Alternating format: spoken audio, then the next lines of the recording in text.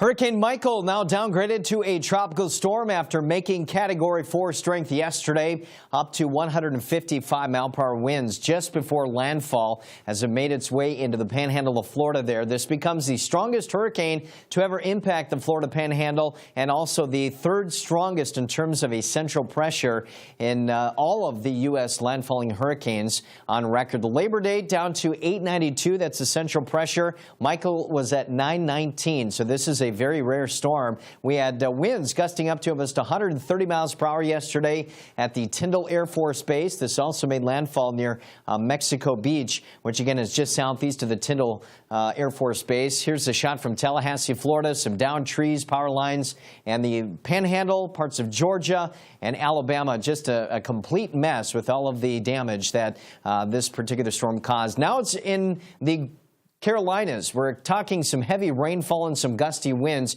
even tornadoes. There's an enhanced risk today of severe weather from Raleigh to Norfolk and also the Delmarva Peninsula. Along with that comes the high risk of flash flooding as we, of course, still have some flood potential in place. And keep in mind that only a few weeks ago we were dealing with Hurricane Florence, so the ground is saturated. Any additional rain that we get within these areas could only further enhance that flood potential. Even seeing some decent rains along the eastern seaboard with the flood watches all the way up into the Boston area. So this storm will continue to bring some very strong winds. We could have winds gusting up to 50, maybe even 70 miles per hour, finally moving out to sea as we head into our early Friday, and could even be impacting Eastern Europe, or Western Europe rather, as we head into early next week. And the Atlantic Basin is pretty active right now. We also have a moderate chance of tropical formation with this wave, which is just east of Central America. So we'll continue to watch that, but things have been very active, and we could also look at Sergio bringing heavy rain to the southern U.S.